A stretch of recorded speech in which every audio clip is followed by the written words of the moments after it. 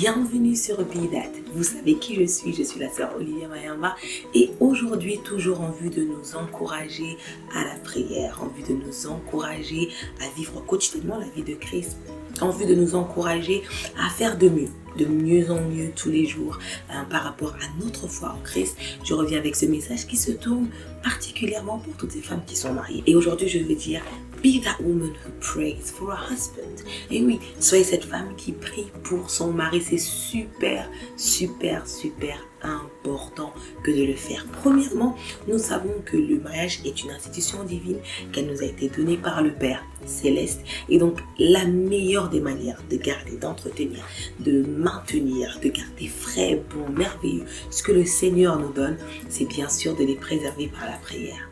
Si vous priez pour ce que le Seigneur vous a donné, laissez-moi vous dire, vous maintenez de manière super efficace ce que le Seigneur vous a donné. Bien sûr, je ne dis pas que tout ce que vous pourrez faire autour ne contribue pas. Bien au contraire, faites ce que vous pouvez faire également selon la chair, selon ce que le Seigneur vous inspire, mais gardez toujours justement la prière, en prière tout ce que le Seigneur vous accorde. Deuxièmement, bien sûr, c'est une super preuve d'amour. C'est super beau que de prendre quelques minutes tous les jours pour prier pour son mari. Alors vous pouvez prier pour sa santé, pour ses finances, pour son travail, par rapport à ses forces et ses faiblesses. Pourquoi pas prier par rapport à sa vie chrétienne, par rapport à sa marche quotidienne avec le Seigneur Jésus-Christ. Priez pour votre mari de manière quotidienne et de manière inconditionnelle. Ne conditionnez pas les prières que vous faites pour votre mari. Que tout se passe bien à la maison ou pas, même s'il y a des disputes, même s'il y a quoi que ce soit, n'hésitez jamais que de laisser votre mari entre les mains du Seigneur. Ne permettez pas que la colère, ne permettez pas que ses défauts, ses erreurs vous empêche de le faire. C'est ce que le diable veut, mais ce que le Seigneur veut que vous fassiez, c'est que même lorsque rien ne va, même lorsqu'il vous énerve, même lorsqu'il vient de vous mentir, que vous avez appris qu'il vous a trompé, même si il est un petit peu violent ou il est violent simplement, priez pour lui. C'est super important. Rappelez-vous, le Seigneur Jésus-Christ est notre exemple. Et ce qu'il a fait, c'est que sur la croix, alors qu'il était dénudé, alors que c'était ces personnes-là qu'il avait aimées, qu'il avait nourries, pour lesquelles il avait opéré des miracles, ces gens-là l'ont mis sur la croix. Mais ce qu'il a réussi à faire, c'était de prier pour eux en disant Seigneur, en disant Père, pardonne-les car ils ne savent pas ce qu'ils font.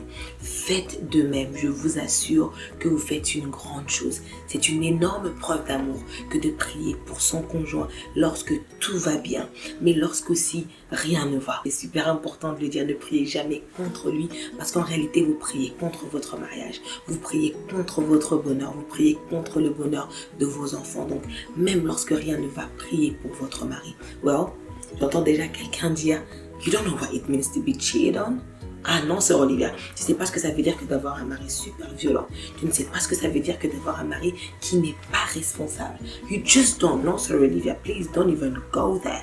J'entends déjà quelqu'un dire ceci, mais je vous rappelle que le Seigneur Jésus-Christ n'a pas condamné ceux qui l'ont crucifié. Il les a pardonnés et il a prié pour eux. J'ai envie de dire à quelqu'un, c'est vrai, je ne sais peut-être pas ce que ça veut dire, mais je sais une chose.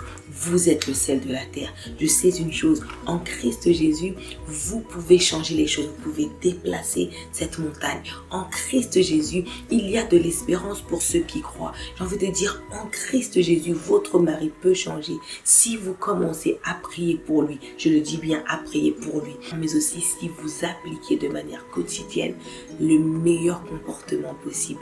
Dieu est capable de le faire. L'Éternel a su changer des brigands et il a fait des pasteurs. Il a changé des alcooliques, il a changé des drogués en des gens remplis de l'Esprit de Dieu. Dieu est capable de le faire. Ayez foi, agenouillez-vous devant la présence du Seigneur, déposez la vie de votre mari et vous verrez, la prière changes, la prière change tellement de choses.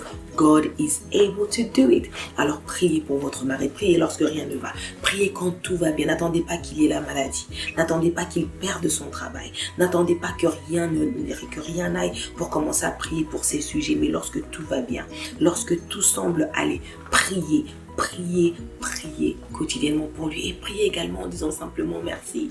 Come on ladies, c'est une grâce. C'est vrai que c'est pas la finalité de tout, mais quand même c'est une grâce que d'être marié. C'est quand même une grâce que d'avoir quelqu'un qui accepte de vivre avec vous de manière quotidienne. Alors priez et donnez des actions de grâce tous les jours à Dieu par rapport à votre mari.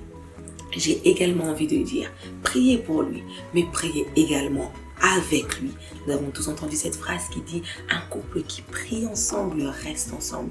D'autres diront c'est pas tout à fait vrai, mais j'ai envie de dire que si vous êtes réellement en Christ, si simplement vous prenez Christ au sérieux, c'est vraiment vrai.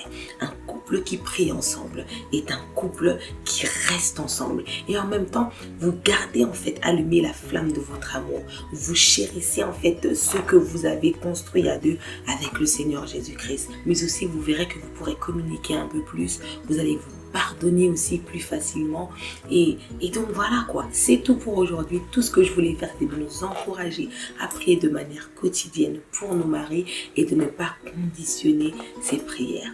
Priez pour lui, que ce soit quelqu'un d'extraordinaire. Priez pour lui quand il vous énerve. Priez pour lui lorsque tout va bien. Priez pour lui lorsque rien ne va.